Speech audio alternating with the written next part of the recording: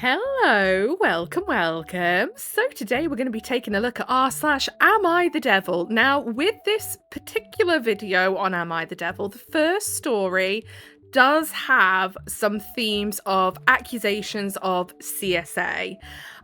So if that is something that you cannot handle, I'm going to give you that warning now. I'll put a timestamp on where the other stories start because this is the first story.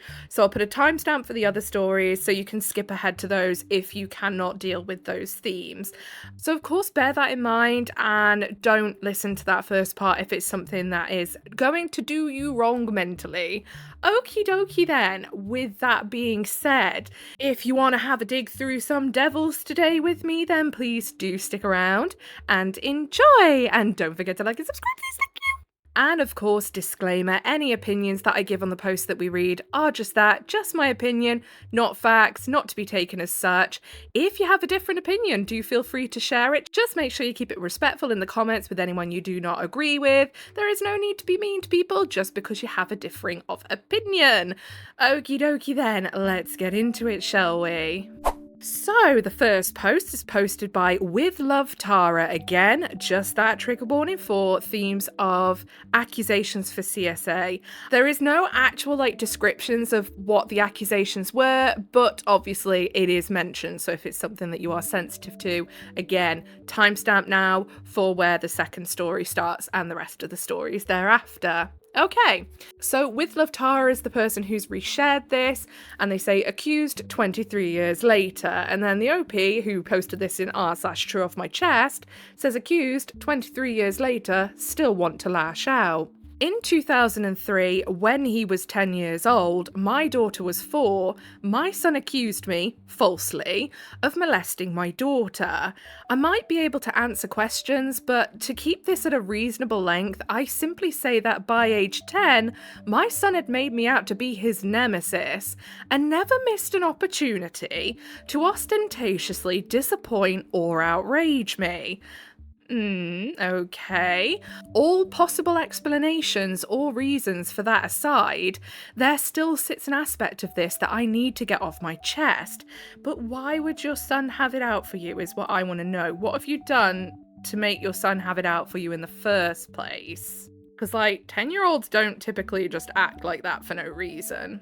My wife did not tell me about our son's accusation right away. Instead, she went to the police, who instructed her to submit my daughter for a paediatric sexual abuse exam and to report the situation to County Government Family Services. My wife informed me of the accusation and of the counselling appointment at the same time. She also informed me of the examination she'd submitted our daughter to. This was a total destruction of any trust I'd ever had for her, and there have been plenty of other instances, and though we are still married, I almost never place myself in a position where I need to trust her. Okay, so your wife did exactly what she should have done, which is go and get an exam for her daughter after an accusation like that had been made and report it, to make sure that nothing could be hidden. I'm not seeing what she's done wrong here. I think she did the exact right thing because, the last thing you want to do is make a possible abuser aware that the jig is up. That's when really dangerous things start to happen, or they manage to get in the way of an investigation and, then they wouldn't get caught, where if it had been done without their knowledge, they would get caught. I don't think the wife's done anything wrong here, and I think any parent worth their salt would understand that. Even though being accused would hurt immensely, and it would be horrible to know that your partner genuinely was concerned that you might have done that, I would much rather know that my partner was prepared to go and do that without telling me to be sure that the child was safe. Do you know what I mean? If you're a decent stand-up parent, you would understand that, despite how much it would hurt, despite how awful it would be to be accused, because I'm not gonna downplay how awful that would be for someone to be accused when they haven't done it. But yeah, you would think he would understand despite the hurt. Sometimes, when things get heated, I want to throw it in her face and threaten to tell our daughter, who's now 28, what my wife submitted her to back then. Yeah, but surely your daughter would be like, thanks, Mum, for looking out for me. I know I would. I'm sure that would hurt my wife, and I wouldn't do that to my daughter, but I want to see her face when I make that threat. I know that's pointless, and that my marriage is a poor one, even though we have good times, but I want to scream about it sometimes. Yeah, no, something's not adding up in this story. Not in the way of I'm sitting here saying I think that the OP did do that, because obviously an investigation was done, and they clearly didn't find any proof of that. They're still together. What I'm side-eyeing the OP for is that in the first place, that the 10-year-old has it out for them so bad that they would accuse them of that. And then the OP says, my son had made me out to be his nemesis and never missed an opportunity to ostentatiously disappoint or enrage me. Okay, so he's already got a very low view of his 10-year-old at that point, because he apparently is constantly disappointed by his 10-year-old. Okay, well, maybe there's something wrong with your parenting then. Perhaps you should start there. So that's a red flag to me. Why was the son hating on his dad so badly that he would make an accusation like that? Now, I know sometimes kids can be spiteful. Some of them can. It does make you wonder where it comes from, though, because I think a lot of it is stuff that's nurtured from environment, to be honest, as they grow, because usually when you hear about people that have done awful things and then you look into their past and it's like, fuck hell, like, look at all this stuff that had gone on, and it makes sense. Not that that's an excuse for people doing evil things, by the way. I'm just going to say that and put that out there, because plenty of people go through awful stuff and don't turn around and be evil and do evil things. I'm just saying that I don't think this bloke's son was born as a little, demon that just had it out for him for no reason and was making like really disgusting accusations like that. Why did he want to get at his dad in the first place is what I'm trying to say. So red flag in that regard. Second red flag is the fact that he was disgusted with his wife reporting it. Like I say, I've already said it. Any parent should be like, I completely understand why you reported that. I get it. I am so upset and humiliated and, I feel disgusted that someone would even think that I could do that, but I completely understand why you would have taken the accusation seriously. I'm baffled how the OP is so angry about that at the wife. I get being angry at the situation. I would understand that because it's an awful thing for someone to be accused of, especially when they haven't done it. But being angry at the wife? No. So, let's have a look at what the comments say, shall we? Cassie Keel91 says, I don't know how anyone can still say things like, they should have known I could never do something like that anymore. How many admired celebrities have turned out to be horrendous human beings? How many true crime documentaries have shown over and over again how often the most brutal attacks have been by people you never would have guessed? Exactly. Because most assaults, rapes, murders are by people you know and trust. Frankly, how the hell has OOP not learnt this in real life? He's never been surprised by the skeletons lurking in people's closets? Exactly. There was a guy that we used to go drinking with when I was like 18, I think, when I was with my first child's dad. And years later, so we didn't really keep up with this guy because we were never really friends with him. He was just someone who kind of always ended up coming out with the group. But anyway, so we were never friends with this guy. It was just more of a thing of had them on like Facebook and things like that.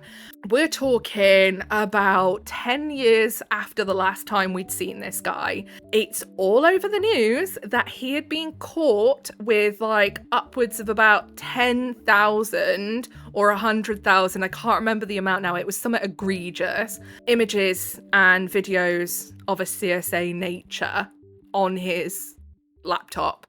And the little bastard tried to blame his dad and say it was his dad. His dad was computer illiterate. His dad had no idea how to work a computer. Like, he decided to try and take his dad down instead.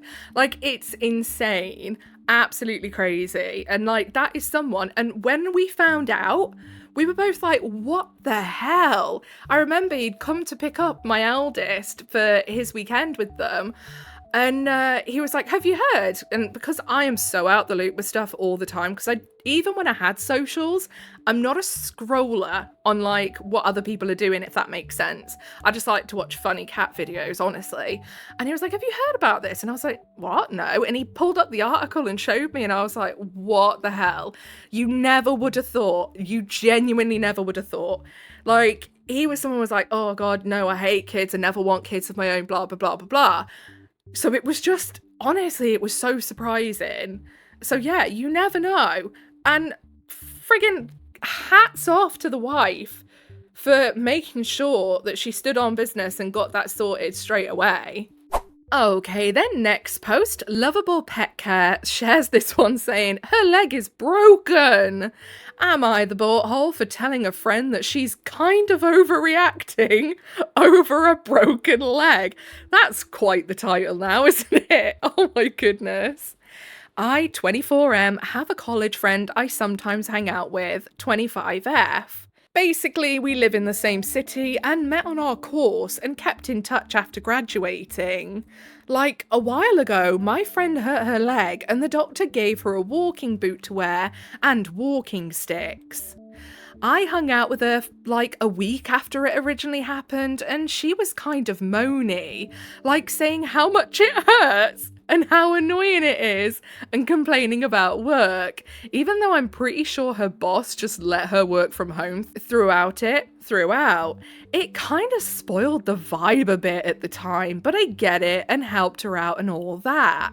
I wanted to hang out with her the week after that, and I suggested a nice club, but she said she can't due to her leg. Yeah! And instead suggested a restaurant with a few of her friends, and I get it and agreed, and the whole meal was her basically complaining about her leg, walking, or depression due to her leg, or this or that. Anyways, the next time I hung out with her, it was at a shopping centre again. Same old complaining, even though the doctor told her to walk on her leg by that time, and she'd say she needs to sit down almost every 15 minutes. I kind of thought it was a bit ridiculous and just went, man, crazy they let you out of the ICU. She didn't get it at first, but got mad when she did, and I apologised, but told her that she's overreacting and should stop spoiling the mood with it all of the time. Like, millions of people get hurt, that's just life, etc, etc. To which she got madder, understandable, and stuff was said back and forth a bit, and she said she's going home. I tried to apologise in text afterwards, but ignored. Okay, this sounds like the writings of a 15-year-old, not a 24-year-old. My life. Am I the butthole here? I get she broke her leg, but I was kind of just making light of the situation a bit, and I thought she got a bit too mad at what I said. Also, hangouts between friends are supposed to be fun and not supposed to be negative and depressing all the time. Okay, so I'm getting hard vibes of if it ain't about me, then I don't want to know. Because how can you turn around to someone and be like, oh, your bone snapped, get over it, like, and her needing to sit down every 15 minutes. Well, yeah, because even though she's now being told by her doctor to walk on it, it doesn't mean that she can go and do a 5-kilometre run, does it? It doesn't mean that she can, go for a good old little 10k walk. No, because it's still healing. It's walk on it to get it better, but you can't overdo it still. You still have to listen to your body and, take time and all of that lot. Like, oh my goodness. Insufferable. I honestly don't know why she's friends with you, OP. I really don't. So down in the comments, MJ1814 says, I love the dude in the comments who's all, I've broken all the bones in the human body 3 times over and I never had a boot and I never complained. Yeah, sure you did. And then Pervidious Snatch says, I walked 5 miles to school on 2 broken legs, uphill, both ways. And then Anarchy8 says, in the snow. Literally, there is always one when you say about like having an injury or something. They take it as like the I'm better than you Olympics, and just they have to try and one up everyone. Like, yeah, well, my leg was hanging off and I was walking on it by the next day. Like, yeah. All right then. You don't get a gold star for being an idiot. Okay, next post, reposted by Lovable Pet Care again. Good job ruining the wedding, bro. Am I the butthole for bringing up my sister's past divorce at her wedding? Why? Why would you do that? Oh my goodness. I, 32M and currently single, was at my sister's wedding this weekend, and things have gotten tense since. For context, my sister, 29F, was previously married for about a year when she was 24. It ended pretty badly, there was a lot of arguing, and from my perspective, she rushed into it and ignored everyone's advice. Our family kind of just does not talk about it now, which I have always thought was weird, because it happened, and it clearly says something about decision making. Okay, so between the ages of 24 and 29, I must say, you do a lot of growing. You do a lot of growing. In your 20s, you grow as a person very fast. So saying, I think it's weird that we don't talk about it because it's something about poor decision making or whatever, like, and they're not in that relationship now.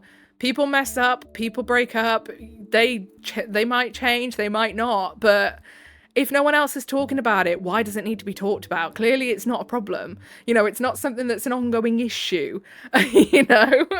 You know, it's not something that's like, it needs to affect the now. Unless it's actually causing proper physical problems, like, I don't know, a really messy divorce and it's still going through legal stuff and all of that stuff, then maybe, but yeah. This is so silly already, I can tell.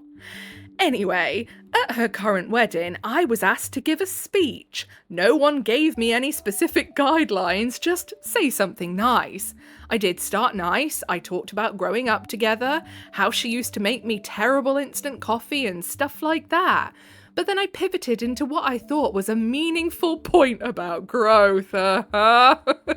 I said something along the lines of how we all have seen her make big commitments before that did not work out, and how it is important to really think things through this time. Oh my goodness. Read the room. And saying I wasn't told what to say with the speech. I was given no specific guidelines. I think it is, it goes without saying not to mention previous relationships or divorces at someone's wedding. I even added that hopefully her new husband knows what he is getting into and is ready for the long haul, unlike last time. People got really quiet, but I figured it was just because it was honest. I do not think weddings should just be fake positivity. After the speech, my sister was visibly upset and told me I humiliated her on purpose. Her husband did not say much, but looked pretty uncomfortable. A couple of relatives told me that that was completely inappropriate, yes, and that a wedding was not the place to bring up past mistakes, especially something like a divorce.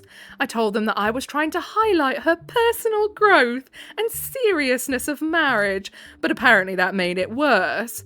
My mum has not spoken to me since, and my sister says I made the happiest day of her life about her worst one.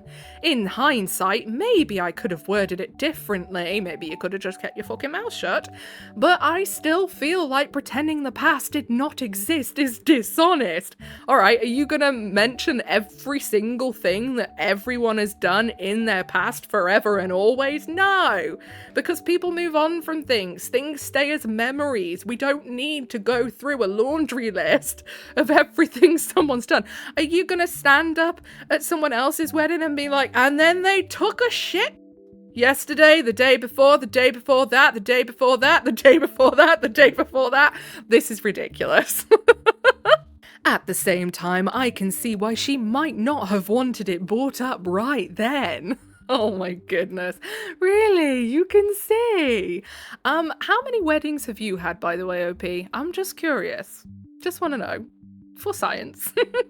So, down in the comments, Feliciates says, I'm just being honest, crosses it out. I am a bitter know-it-all who can't stand to see anyone being happy and was compelled to ruin my sister's wedding day because how else could I make it about me? What a colossal gaping butthole. And then Wolf on my noggin says, yeah, he just really wanted to bring her down a peg. Yeah, I think it's a jealousy thing, honestly. I feel it's a jealousy thing because I just find it really weird how the OP had to say that they were single at the start of this. Like, the fact they pointed out they were single is almost a little bit like them accidentally giving us context into their inner thoughts without giving us context, if you get what I'm trying to say. I don't know if anyone else thinks the same, but I do. I feel like they're a little bit bitter that their sister's been married twice now. And that they are single, and obviously younger sister as well, and all that lot. Yeah, interesting. Okay, then last post for the day, reposted by Sailor Moonstar 435. Don't cover your drink around me. So, am I the butthole for being offended when a girl covered her drink while I was talking to her? I am not the most social person, neither am I the nicest guy. But I've been trying to get better at talking to people instead of just sticking with those close to me. There was a cute girl standing by herself for a bit, so I went up, said hey, introduced myself, just normal conversation stuff. Not long after I started talking, she took out one of those drink covers, the ones with a little hole for a straw, and put it on her cup. She didn't say anything, but it felt pointed, I guess. Like, I know that whole thing is about people being careful with their drinks, but the timing made it feel like it was because of me. It kind of threw me off, so I didn't stay long. I just ended the convo after a minute and went to talk to someone else. I assumed she wasn't really comfortable, and I didn't want to make it awkward. Later, she came up to me and asked why I just dipped like that. I said I didn't think she wanted to talk, especially after she covered her drink right when I walked up. She got kind of annoyed and said it wasn't about me and that I made it weird by leaving. Yeah, like, covering your drink is a sensible thing to do because whether the OP was coming off as weird or not, it's a case of she doesn't know you, she doesn't know your intentions, and it is better to be cautious and, you know, put that drink cover on than it is to not be cautious and then turns out you're a weirdo who put something in her drink. Do you know what I mean? Because it's pretty impossible to tell the difference between who's a weirdo and who's not. It's hard to tell. So then he goes on to say, that's the part that's confusing me. If it wasn't about me, fine, but at the same time it felt like a pretty clear signal and a slap to the face, so I backed off. Now I feel like it was a damned if you do, damned if you don't situation. Am I the butthole? Edit, a lot of people are focusing on me saying I was offended or that it felt like a slap to the face. That was poor wording on my part. I wasn't upset at her for protecting herself. It was more that I felt awkward and like I might have made her uncomfortable. So I took it as a cue to back off. I understand why women take those precautions and I'm not judging her for it. This is to avoid having to make the same clarification over and over in the comments. But if you're not judging her for it, why would you be offended by it? Like, surely you could just be like, okay, fair enough, I get it. Like, and even say, like, do you mind if I stay and chat with you for a bit? You know, it's not hard. So, down in the comments, Child-Free Atheist 1024 says, there are a couple of ways to look at this. 1. Treat strangers as untrustworthy until they prove otherwise. Treat strangers as trustworthy until they prove otherwise. Guess which one is easier to drug? Exactly. And then Chocolate Stealth says it's also not even necessarily about him. It could be I'm currently distracted by this conversation I'm having, so let me cover my drink to make sure that no one can walk by and slip something in discreetly. Exactly. Because it's so quickly done. If your focus is elsewhere, it's so easy for someone to walk past, plop something in your drink, go stand at the other end of the bar, watch you for the evening, wait until you start staggering out on your little Bambi legs, and follow you out when you are vulnerable because, you know, you've got something in your system that's making you completely unaware of your surroundings. And unaware of yourself and where you should be going. So no, it makes absolute sense why someone would do that. And I think if you just take it for what it is, of someone just being precautious, then, you know, there's no need to be offended. If anything, I'd just be like, fair one, completely get it. Hats off to you for looking after yourself. Okay then, so I think that's all we've got time for today. If you made it all the way to the end with me, then I appreciate you very, very much. If you give it a little like, subscribe, notifications on, that is your initiation into the Governor Void. Welcome. Whatever it is you're doing for the day, I hope you have a really good rest of the day. Don't forget to leave an offering of a comment for Big Al. Bye!